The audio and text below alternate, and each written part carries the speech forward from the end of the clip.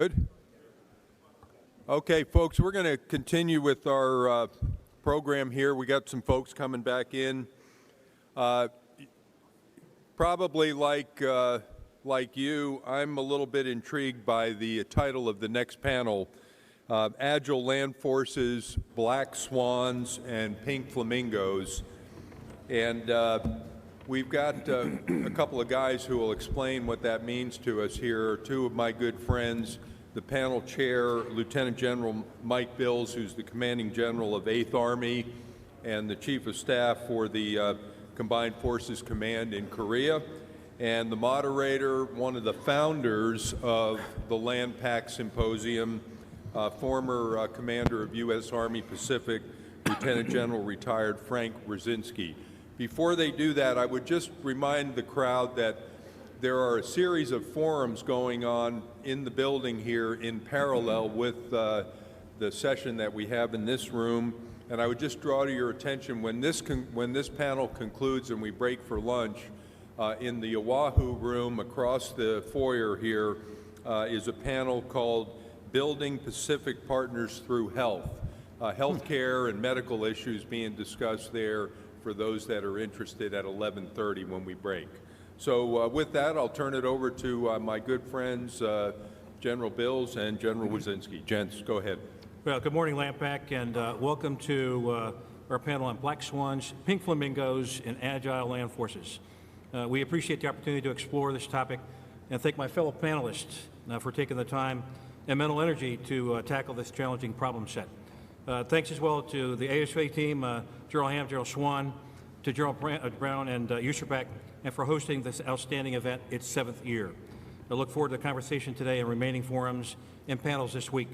Let's start off by having Lieutenant General Frank Brzezinski introduce our panel members and offer some opening remarks on our topic. Good morning to everybody. Thanks for being here today.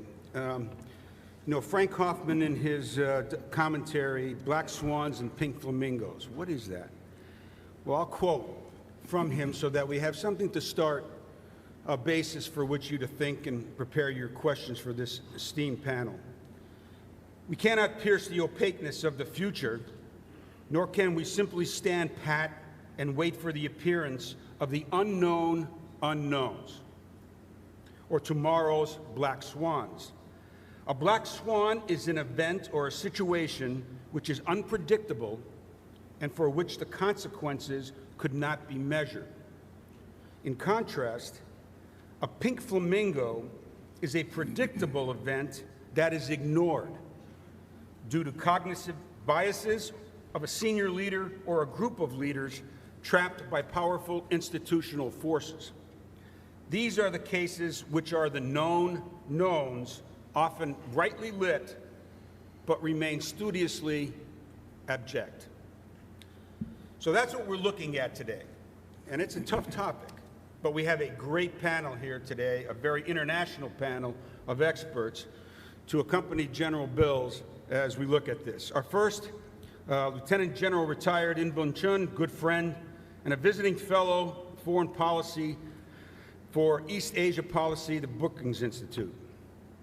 Major General Carl Turenne, Deputy Commander of the Canadian Army, and Brigadier Edward Dawes, Head of the Army Engagement and Communications of the United Kingdom Army. Please, ladies and gentlemen, let's welcome these panel members here today.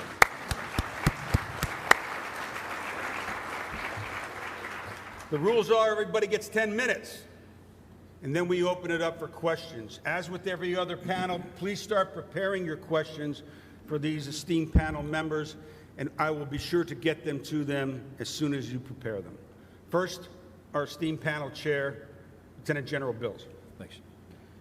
So when General Brown wrote me a few weeks ago and said he wanted to talk about black swans and pink flamingos, I first asked myself, was this a panel on ornithology or warfare?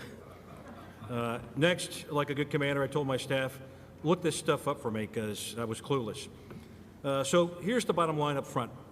Black swans are things you can't imagine, and pink flamingos are things you don't want to imagine. To be more specific, black swans are undirected and unpredicted events. They have no precedent and thus exceed the observer's ability to predict. Take, for example, the internet. World War I, and the collapse of the Soviet Union. Pink Flamingos, on the other hand, are possible events that are ignored due to senior leader biases or organizational aversion to change. An example of this was the reluctance to change from the horse cavalry to the armored formations during the interwar years. Simply put, these terms serve as metaphors for events that happen in our operational environment that surprise us, introduce tremendous risk to force and mission, and by their very nature are difficult or impossible to plan for or design a strategy to mitigate risk. Though both of these terms are normally applied in global events, I do believe they are scalable to operational and tactical levels as well. How surprised must the Roman soldiers have been in 218 BC to see Hannibal's elephants coming down from the Alps into northern Italy, where they more or less shocked than the citizens of New York as a commercial jets struck the World Trade Center towers in 2001. Are these black swans? Does the same apply to the French soldiers of 1940 as the German soldiers bypassed the Maginot Line through what French General Philippe Pétain characterized as the impenetrable Ardennes of Belgium? Was this a black swan or a pink flamingo? In the former, did it become a pink flamingo in 1944 as the U.S. chose the same area as an economy of force zone, believing that a large-scale German offensive was unlikely? What I know to be true is that there is no tool that cannot be harnessed for these purposes, or there is no piece of ground upon which the tool cannot be brought to bear. History is replete with examples such as these and our inability to see what dangers await us in either a failure or imaginations of a victim of our own biases. Just as we have in the past, we will be surprised in the future. Something will happen for which we are not prepared. The challenge we face is how to best posture ourselves to absorb these events, to bend without breaking, and to quickly adapt and respond. Building military agility requires creativity in our leaders, innovative training concepts, and a willingness to think through complex problem sets and account for complex interactions across innumerable variables to design complex solutions for a complex problem. Military agility can be divided into two components: versatility as well as adaptability. Well-prepared forces have a combination of both versatility as well as adaptability, flexible doctrine, and can generate an array of options for decision makers to apply armored forces to a problem set. Versatile forces are capable of performing a large number of core tasks and are prepared for enormous contingencies. Versatile units are ready now for the missions they have anticipated and trained for. Adaptable forces are able to react to changes in operational environment, adjust on the fly, and respond to emerging problem sets. Adaptable units are flexible and resourced to remission their forces for the new environment or mission requirements, and more importantly, have the time available to prepare for their new missions. The question we must answer is whether we should design versatile forces capable of doing everything now, or whether we should assume that whatever we do will be insufficient for the unknown surprises, and we should therefore be adaptable when it becomes apparent. To that end, a few thoughts. There are certain things that if you get them wrong, you can correct relatively quickly if you are willing to put resources against them. Among these are force size, doctrine, and equipment and material. Note that I said that these can be done quickly if you apply the right assets. In this case, the guiding maxim is that you can have it fast, cheap, or good, or pick two. On the other hand, there are a few things that no matter how much money or energy you throw at them, simply cannot be made better in short time. The first of these are the leadership and its enabler experience. This is totally of deployments and exercises, wins and failures, the training and education that can only be a product of time. It was Napoleon who said, "The moral is the physical as 3 is to 1." And it is our non-commissioned officers and junior officers who daily instill our soldiers with the necessary fighting spirit.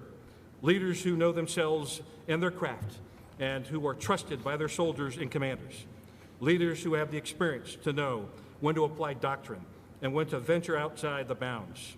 Leaders who have tested themselves, their soldiers, and their equipment to understand the combined effects of physics and morale and how those can exceed the sum of their parts. Leaders with the experience to respond to black swans and the courage and foresight to avoid pink flamingos. These are critical elements in the tactical and operational agility. At a strategic level, our agility is dependent on our alliances and partnerships, which are themselves a product of trust and commitment. America's global reach is predicted on freedom of movement and access that only comes with the conviction of other nations that the U.S. is a force for good and reliable partner. Our ability to call upon our nations to contribute to operations around the globe is a byproduct of the military relationships we build over years and decades. My command, the 8th Army, has been in Korea continuously since 1950, and it embodies the American commitment to freedom and prosperity in Northeast Asia. The return of the United States in Vietnam, Iraq, Afghanistan, among the other operations that Korea participated in. The economic ties between our nations are tremendous, and the visible welcome and continued presence of U.S. forces has moderated the worst tendencies of regional challenges while assuring other nations in the region. And it's these things that are bedrock of agility. Land forces provide the political leadership with an array of options in Indo-Asia Pacific. These are tailorable and scalable support in any number of operational strategic problems. From our small special operations and advisory forces to our state partnerships program in the regionally aligned forces. Land forces are the most adept at building trust and interoperability with our partners, friends, and allies. With every bilateral, multilateral, combined, and joint exercise we conduct, Pacific Pathways deepens the experience and pool of our leaders and soldiers and further strengthens the foundation of trust, capability, and access upon the agility it depends. The more our partners, friends, and allies are able to work together to solve problems with or without U.S. direct assistance, the more land forces are able to demonstrate the agility necessary to respond to the black swans of the world and increase regional stability and prosperity. The Indo-Asia Pacific is an operational environment rife with potential black swans, both geopolitical and natural.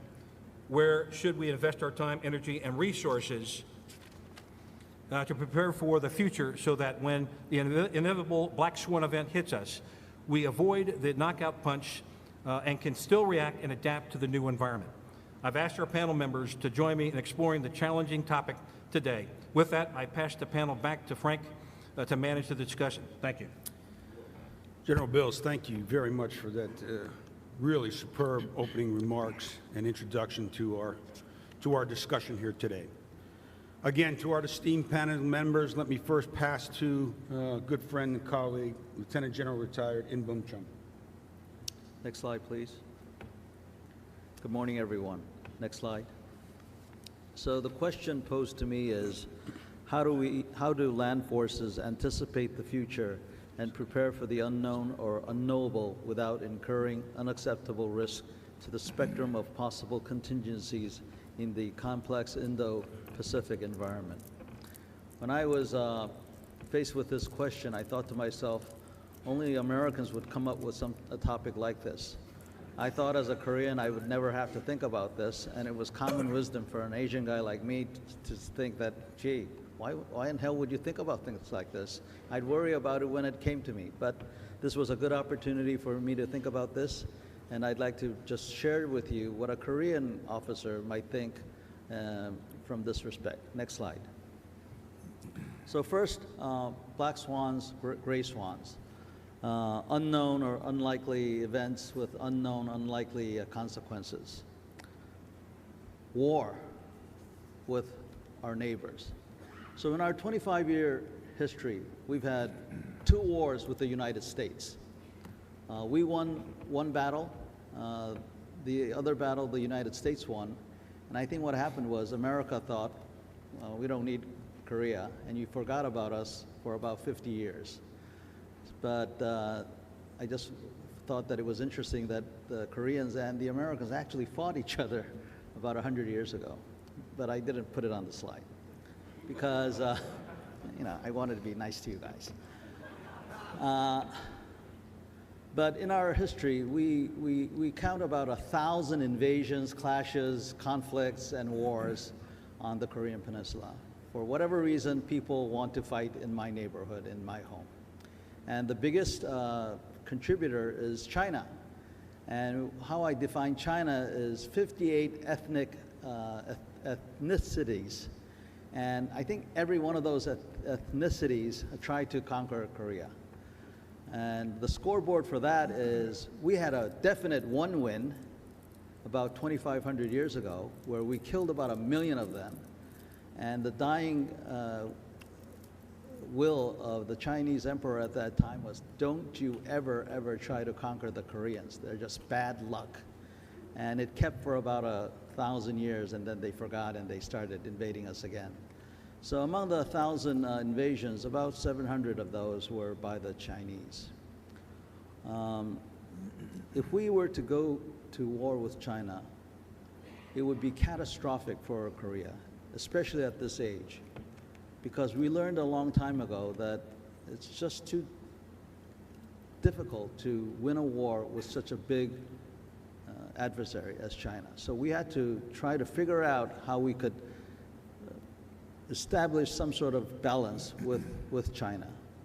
And it was not easy, but I'm still speaking Korean, and I still have a free environment to live in, and it's mostly because of our relationship and alliance with the United States. War with Russia, we've never had a war with Russians, which is a good news, and probably will never will, because why would we? You know, none of our interests really coincide. Now, the Russians had a war with the Japanese in order to gain some influence in our region, but it didn't work that well for the Russians. So again, this would be something that is unlikely, and probably the consequences were very unlikely. War with North Korea. Now, we've planned and we've been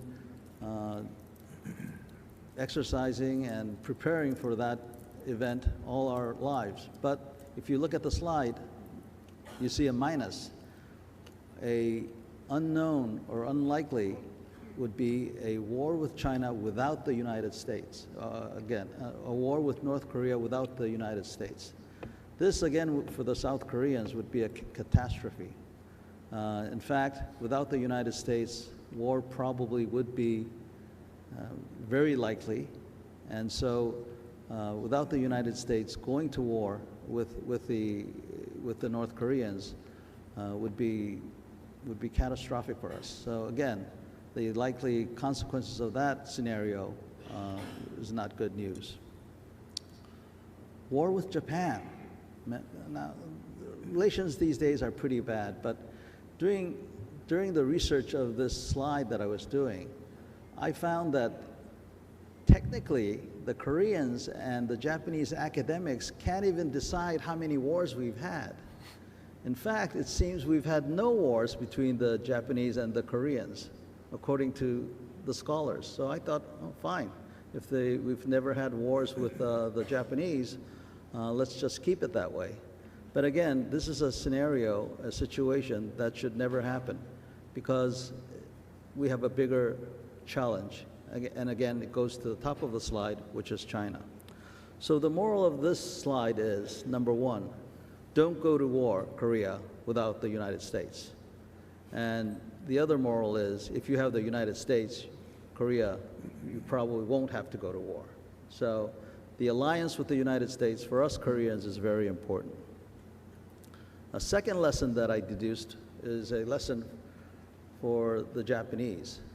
While I was doing this, every time that Korea was under the influence of the Chinese tried to invade Japan. So I thought this was very interesting.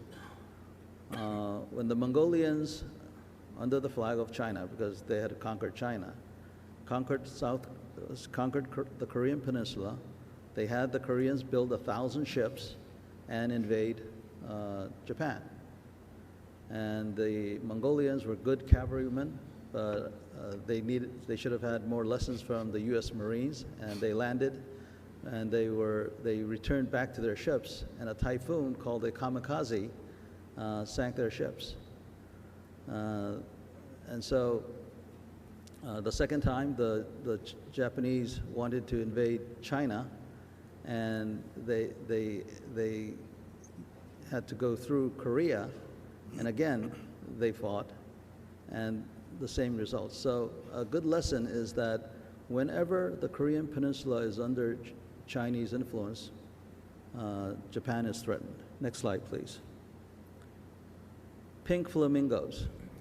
There is about 100 items that I could talk about this. We already know that we have a danger, but for whatever reason, we're not addressing them. First is communications from where I stand. This is the top most important issue that I see. If you look at the slide, you can see that the higher echelon of the Koreans has one system, the Korea Joint Command and Control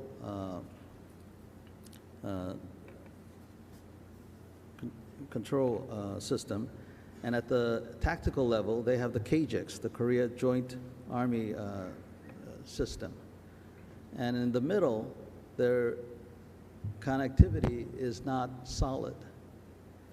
And I won't go through into details, but you can imagine that without this connectivity, there is a communications problem. Now, some people think that it is not a problem, but I think it is a big problem. Next slide. This is the number of JTACs that we have in the South Korean military. About 1 per division. What does this mean? This means that you can call in aircraft fires 1 team per division. So any of you who's done modern warfare realizes that this is something that you would need. This goes back to, for me, the capabilities that the U.S. Special Forces might be able to bring, similar to what you did in the initial stages of war in Afghanistan, where small teams provided air support to the Afghan rebels. So I just throw that out to you. Next slide. Any force is as strong as the weakest link. So the two pink flamingo examples that I shared with you could be the weakest link for the chain of the alliance that we have on the Korean Peninsula. And hopefully this is the focus that we can all share to rectify and fix so that it can save some really important lives. Next slide. Thank you. General Chun, as always, fascinating. Thank you for your comments. Major General Chun. General Ham, General Brown, delighted to be back here for LANPAC, my 3rd one, and I always enjoy this symposium. And General Bills, thank you for the opportunity to be part of this panel. Ladies and gentlemen, what I would like to do over the next few minutes is to give you some thoughts on the importance of agility from a Canadian perspective and how Canada is moving forward on that front. And perhaps also some thoughts on what I believe to be a very dangerous pink flamingo, the rise of bureaucracy in democracies. The Canadian Army is in the midst of a major transformation of the force. I would argue evolutionary in nature, but nevertheless, major changes are required to meet the security trends, including the evolving balance of power, the changing nature of conflict, and the rapid evolution of technology. Scalable, agile, and responsive forces operating amongst populations are core components of the commander's vision. How do you man, train, and equip the force to get maximum bang for your buck? Cover as much of the spectrum of conflict as possible with a relatively small army of 45,000. As you try to cover multiple regions of the world, believe me, capacity quickly becomes an issue. So here are some of the major thrusts, efforts to improve agility from our perspective. We are rebalancing the force in favor of emerging or emerged as mentioned yesterday, capabilities such as cyber, but also, as mentioned on the last panel, capabilities such as sustainment. In some ways, the enablers becoming the enabled. We need to rebalance our land force, to have the ability to conduct and, more importantly, sustain operations in multiple theaters of operations. Multiple theaters of operations. This is now ingrained in Canadian policy. As the Canadian Armed Forces are a legally unified force, a complete review of the Canadian Armed Forces structure has been ordered by the Chief of Defence Staff to ensure that we invest in the right enablers and capabilities, not just from a land perspective or land domain perspective, but a multi-domain perspective. This is significant for us, as all past reviews have always been service-centric. Yes, emotions will be running high, particularly with our regimental system over the next couple of years. But we are coming at the problem set from a strategic perspective, and there is significant rigor in the logic models and algorithms applied to guide decision-making. We are also focusing on the total fitness of the force. Agility requires fitness. The total fitness of the force to ensure optimization of performance and improve resilience. There's much to do on this front, but there are plenty of great initiatives from many of our allies here in the room and within our own force. HR and benefit policies need to be revamped, all with a view of encouraging and enticing a culture of deployability and readiness while adapting to the realities of demographic trends of the 21st century. We are also essentially recapitalizing most of the Canadian Army over the next 10 years. Too slow, and I'll get back to that in a moment. We are focusing not only on enhanced mobility, lethality, and survivability, including emerging capabilities, but with interoperability in mind for every project, including the technical aspect, the policy aspect, and of course the human dimension, to ensure multi-domain operations and with the ability to upgrade technology and to keep up with the pace of technology. We are moving forward and further integrating and operationalizing all the components of the Canadian Army to maximize operational output.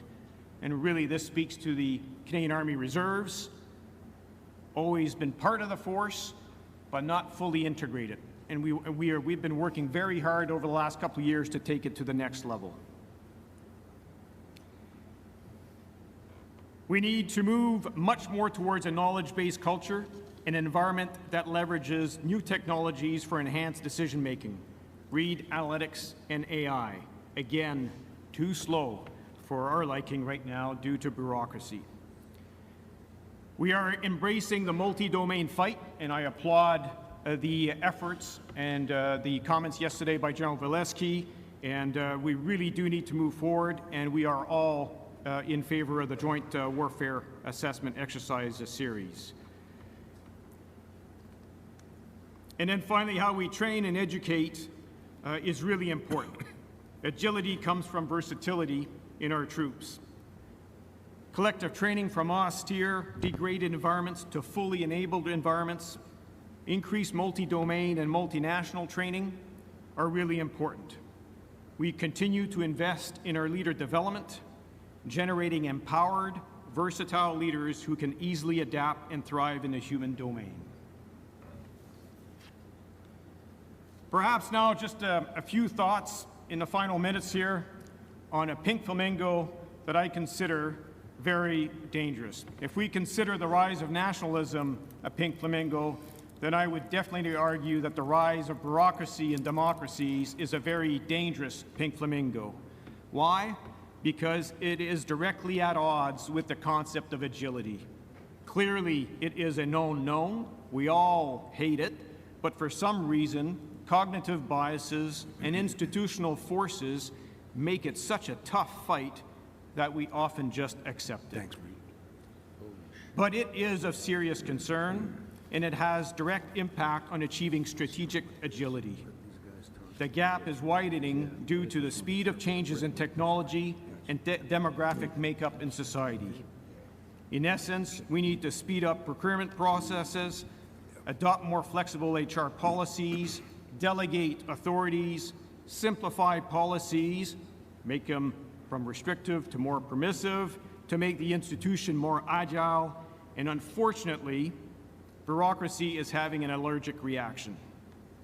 It's not for a lack of trying. We all have successes, but certainly in our case, we are nowhere near close to achieving transformation speeds achieved by large corporations.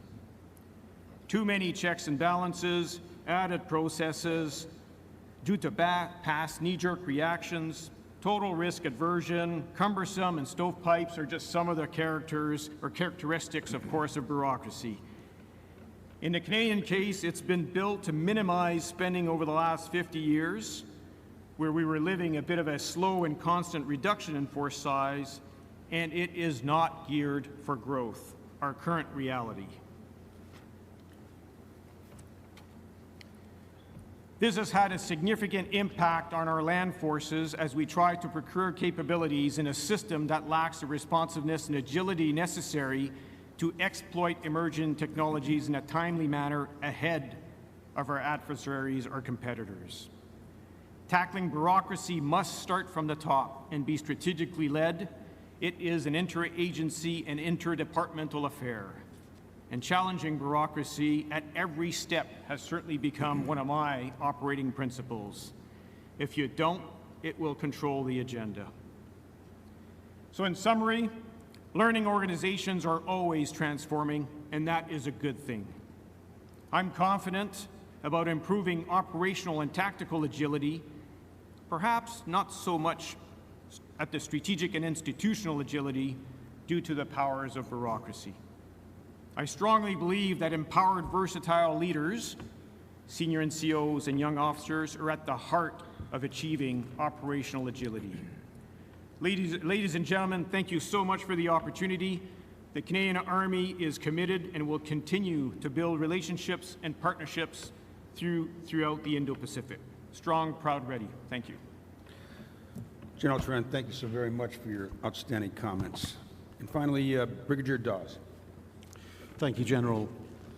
Well, I recognize and identify with many of my colleagues up here on this powerful panel, particularly General Chun, because the Brits have also once fought the Americans. And at least you guys didn't burn the White House. We've got that on our charge sheet from 1814, check it out.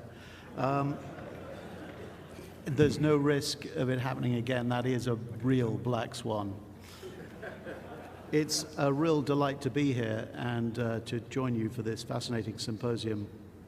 And looking at the black swans and pink flamingo analogy, I was struck very much at the start of this conference by how the spirit of aloha was defined so kindly for us. The path of seeking to know the unknowable. Seeking to know the unknowable, and as we glance into the future, that is the very essence of this panel's job, I guess. Well, we live and operate in an increasingly hyper-connected world. Other distinguished speakers have already drawn reference to the pace of that change, be it technological, environmental, economic, military, or societal, and it is startling. It is amidst this change that the breadth and potency of the threats to our citizens and to global and regional stability will flourish. We must seek ways to set conditions to our advantage, whilst retaining agility and adaptability to respond decisively when required. Now, as you'd expect from a Brit, I choose my words carefully. Agility, adaptability, and decisively. Words that are so easy to say, but so hard to deliver. As the theme of this panel session is agility, let me just unpick that and let me tell you what that means to the British Army right now and how we're getting after it. Well, by way of context, General Brown did a great job yesterday summarizing the contemporary dichotomy.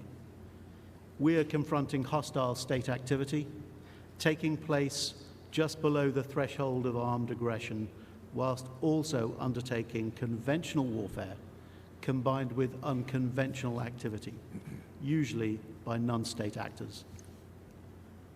Both these hybrid strategies seek to challenge us all in new ways, seeking asymmetric advantage with which to offset our opponent's conventional military weaknesses. As we've heard, the solution is to offer a force of credible deterrence to prevent major combat operations. And for that deterrence to be compelling, the force must be truly agile, so as to meet both the aspects of that dichotomy, quickly and in the right place. In this way, I would offer that agility is a combination of tempo and credible presence, the latter stressed yesterday so eloquently by General Wesley. Yet dealing with a contemporary asymmetric threat continues to baffle and frustrate, and I guess that's why we're talking about it today. This should not be a complete surprise because in many ways it calls for our institutions to be counterculture, and I identify much with what you said about what the Canadian Armed Forces is doing now, because all our respective armies are hierarchical, they are overly deferential, and they are pragmatically cautious by nature and inhomogeneous by design. Rapid adaptability is difficult for these large, complex organizations, and the truth is, we cannot just reorganize into the future. We have to reimagine the future. And there are some things we can do. The British Army is looking at this through our conceptual study program called Agile Warrior, which is akin, a much smaller version of Unified Quest run by Your Futures Command. Our recent analysis shows that future agility will be built on speed of thought, speed of movement, new equipment, and aggressive doctrinal development. So firstly, we can enhance our speed of thought by adapting our planning. We know that tempo wins on the contemporary battlefield. That is not being argued. Cutting planning time trades detail for tempo, and it takes us as military planners into an uncomfortable territory, but go there we must. Tempo allows us to set the agenda to make the adversary react to our calculus instead of us to them. This will probably be achieved by deploying what we envisage as smaller headquarters with fewer staff to drive efficiency and with streamlined planning processes. Second, we can be quicker by revising our command and control mechanisms. Over the next 5 years, we hope to employ algorithms that are effectively artificial intelligence, and we saw them trailed in the last panel being used for logistic planning. But we hope to use them to help our commanders to focus on the command element of command and control, vice the control aspect. Because machine learning is developing so rapidly, and it's unlikely, though, to be the panacea. Because whilst AI can tell you what to do, it can seldom, if ever, tell you why. But with 5G enabling supercomputing and connecting the military Internet of Things, we will bring an advantage to the C2 that must be harnessed if we're to unlock our commanders to use their military genius to think of better and more cunning ways to outfox the adversary, while algorithms take care of the route planning, preempting resupply, and the battle space management.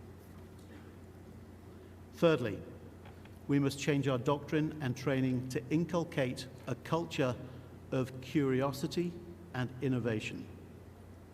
And I guess you're with me, because you wouldn't be attending a symposium like this if you weren't professionally curious. In the drive to create tempo, we are likely to adapt a far more dispersed approach, avoiding massing to mitigate against long-range attack. Being dispersed allows us to move independently, not to take up as much road and rail capacity to deceive our enemy in the direction of travel, and always to challenge in this all-seeing world. And most importantly, we can challenge the adversary in many places at the same time, rather than in one decisive engagement, because the next fight will be resource intensive. Fundamentally, dispersal allows us to achieve greater agility as we are harder to find, fix, and strike, and affords the adversary less chance to engage us as we maneuver. We think and act quicker than they can deal with, and that really gets to the heart of agility. Fourth and finally, we must think about our future vehicle design that has spent 20 years being predicated on size and protection at the expense, arguably, of tactical and operational mobility. In the European theatre, the limiting factor of many of our armoured systems is the bridge classifications from a bygone age. But that is a useful forcing function. It is time, I would argue, to think smaller, faster, and lighter. Avoid the temptation of the exquisite platform, as you will never enjoy the benefits it affords if it takes too long to field. Because nothing creates agility like speed. Moving faster for longer generates agility. I am not for a moment advocating for unprotected vehicles in a disposable age, just quicker and relatively lighter than today, giving us the ability to project across even greater operational range without second-line support. This is what we're exploring with our Strike Brigade concept, and it offers a potential for new theatre entry options that get under, around, or ahead of networked A2AD, giving land forces a renewed relevance in the joint fight. Our experimentation points to the fact that the ability to deploy across long lines of communication, which abound in the Indo-Pacific region, will significantly increase survivability as we become less predictable, particularly in territory that the adversary already knows well. So in conclusion, agility combines drivers of a new way of warfare, post-attritional, if you will, one that is well suited to the information age of this century, where hybrid conflict calls for increasingly rapid reaction times. This will demand a shift in our loyal and dependable doctrine to drive new tactics, greater dispersal and fluidity, and focused collective training. And this must be enabled by technology that will create a mass effect, survivability, and sustainment. Envisioning this fully is to know the unknowable, and we ignore this pink flamingo at our peril. Thank you. Ladies and gentlemen, please join me in a round of applause for the outstanding comments by our panel.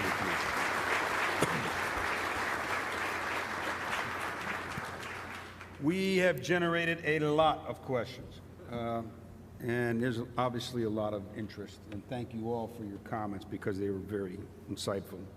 I think this first one here is probably for Lieutenant General Im Bum Chun and General Bills. Gentlemen, 2 questions. When will the ROC be ready to assume leadership on the peninsula? And is the delay due to logistics, upgraded equipment, or thinking the loss of U.S. leadership might reduce U.S. support for war under ROC leadership? And I'll start with General Chun. I thought you guys were going to give the Korean guy some slack. I think the real question is the quality of the leadership. I mean, if you wanted, can I use the word half-ass? Sure. If you wanted You already half-ass did. Let's now, get drive on. I mean, we could do it now. But if you wanted, you know, as best as you can, you need to set the conditions right, and that's why it's taking time. Now, having said that, you know how institutions are. My colleague here just pointed out the bureaucracy that's involved. people don't want to change, and that's basically the reason, from my view, why it's taking time now. Unfortunately, in most cases, it's outer influences that'll push us, which will lead to other situations. But I think the question should never be about when, as a time frame, but when are we going to be ready? And this is a critical question for us, which leads to your second question about, is there a fear about U.S. commitment? And I think that's what you were asking. And I try to tell my Koreans that I have never, ever doubted my uniformed American comrade in a foxhole. Never. But I've never put any trust in any politician, whether it's American, Korean, or any other country. And that's where I fear. And so I know that my comrades in arms in uniform will be there for me, but there's always a scare because of the black swans that I explained to you, because the relationship with the United States, the alliance with the United States is in direct correlation to the survival of my people, that it's only natural for us to be worried about that. But it's not because we don't trust you. It's just because of innate reliance upon the United States. And this reliance on another form is why you can trust us, because without the United States, we could not survive. So if you talk to Korean leaders, even if you talk to, unless you're talking to the extreme, Korean small population, they all agree that the United States is important to us, that the United States, we need the United States support. Thank you, General Chun. General Bills. Well, first, to kind of echo the comments made by General Abrams this morning, is that the ROC Alliance is ironclad. I've seen this for 3+ years in Korea, and even as a missed exercise occurs, there were still means and ways to come together to maintain that alliance. And with the recent exercise we did, it just showed the commitment of both the U.S. and the ROC to remain together in terms of defense of the pen. Is there a fracture? No. It's one that, as we work towards what will be COP-T and the ROC's in the lead, there's a series of events we have to go through. And it's one that, with the leadership we currently have on the pen, and both ROC and U.S., it's one that, with objectives we have to reach, we'll get there. And it's one that very promising for the future when it comes to the ROC's in the lead, too, as well. Thank you both very much for your astute answers. The next question comes for the entire panel, and I'd ask you to briefly address this, each one of you, and we'll start with Brigadier Dawes on the end. How would you characterize potential threats like chem bio attacks or EMP attacks, black swans or pink flamingos? Are we doing enough to prepare or to mitigate? Brigadier Dawes. Well, speaking as one of the few nations that has actually experienced just last year a chemical attack on our sovereign soil in Salisbury, a beautiful market town in England, it is almost certainly not a black swan. It has happened. It is real. We do need to address how we react to these events. We must prepare fully for them. So I guess my instant reaction is these are pink flamingos that we must address. We must be ready to respond both individually as nations, but also collectively as friends, partners, and allies. Canadian. General Trump.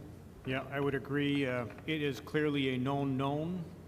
And if I look back at the training over the last 20 years and what we used to do in terms of CBRN training compared to what is done today, there's clearly a lot of work to be done to get back into that space.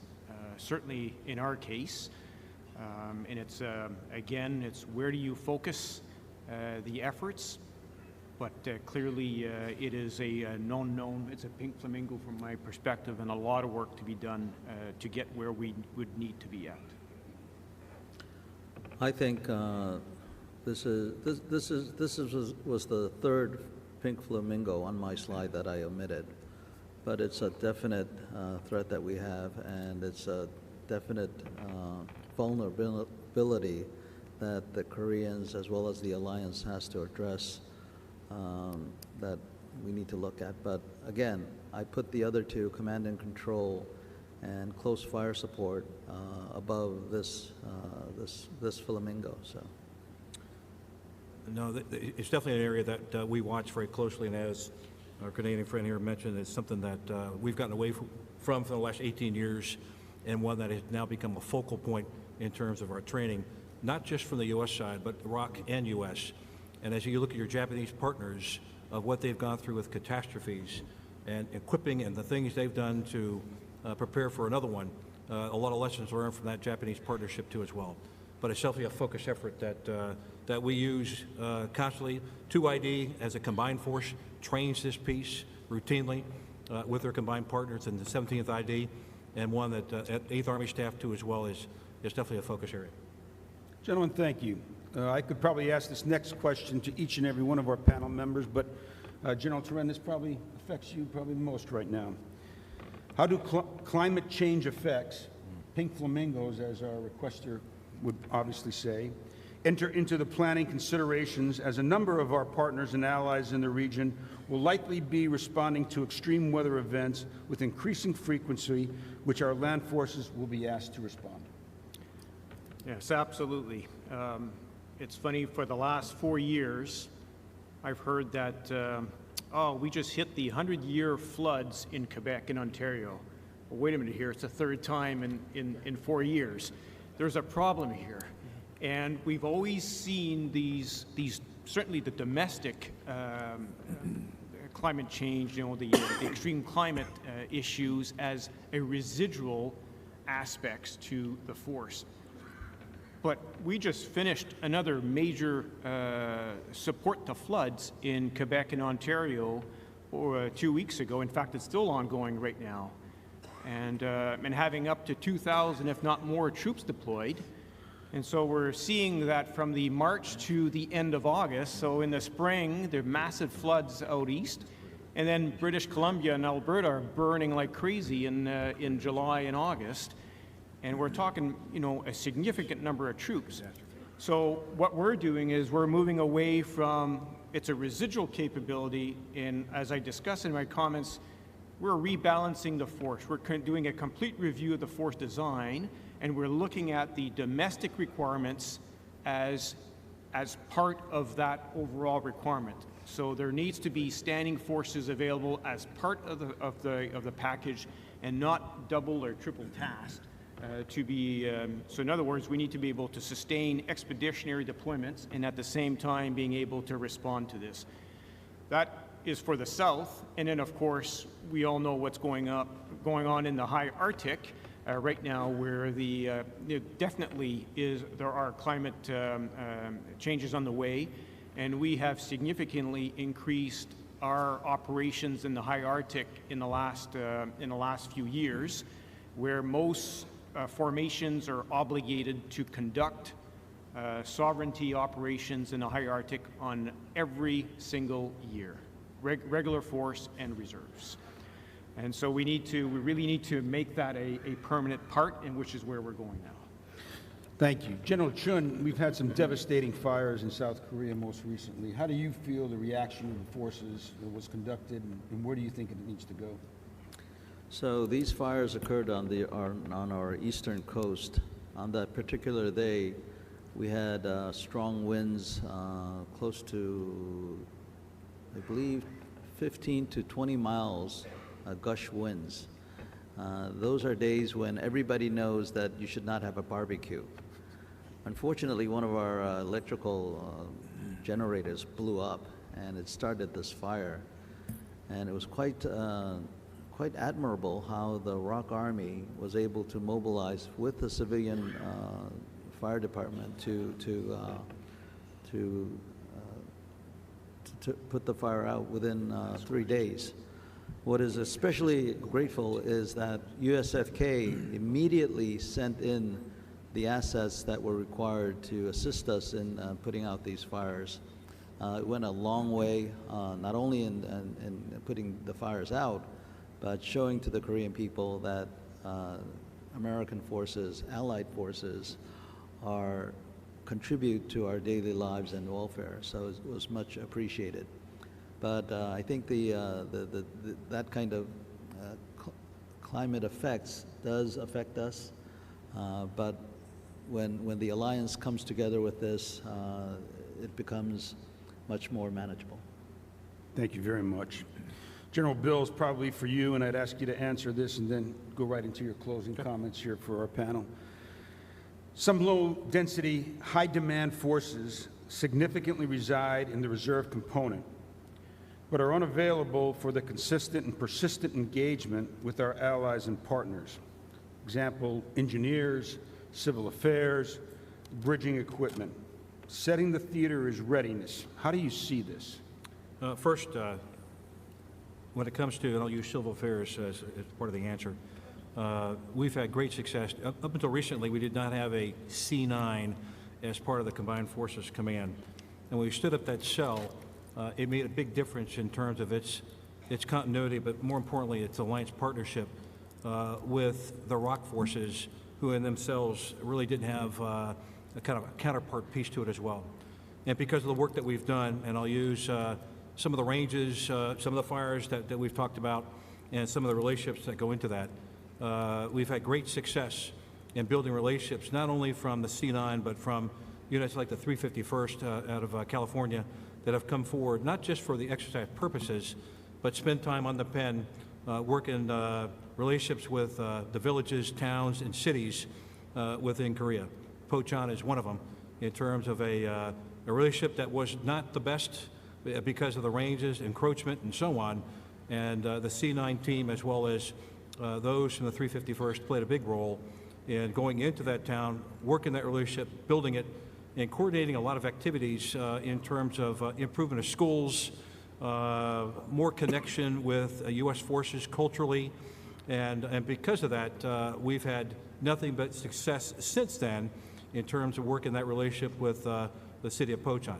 That's throughout the whole pen when it comes to what they've done in terms of the touch points to make sure that we maintain the alliance, not through or just through the military side of it, but through the relationships that we build for the things that culturally that's accepted and so on for us with U.S. with our Korean partners, and it's one that's been a huge success.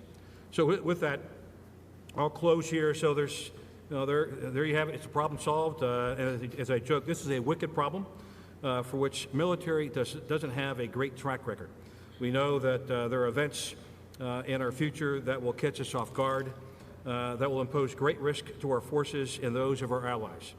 A Black Swan event will happen, but with agile forces working together in Indo-Asia Pacific, we can instill a culture of readiness for the variety of contingencies and help facilitate a freedom and open Indo-Pacific.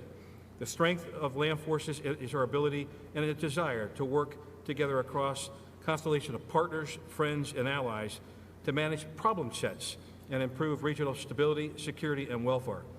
At their most basic, land forces are our people, soldiers working side by side, regardless of the uniform they wear, to solve problems together. As the 8th Army Commander, forward stationed in Korea, I'd be remiss if I didn't close with the following: Kapsi Kapsida. We go together. In our Black Swan world, this phrase applies to all our partners, friends, and allies across Indo-Asia Pacific. We go together. Thank you to my fellow panelists, and thanks to all of you for joining us today. Enjoy the remainder of the... Ladies and gentlemen, please join me in a round of applause for this outstanding time. Well done. Thanks. Thank you, gentlemen. Great discussion. We're going to take a 2-hour break here to let you go into the exhibit area and grab some lunch.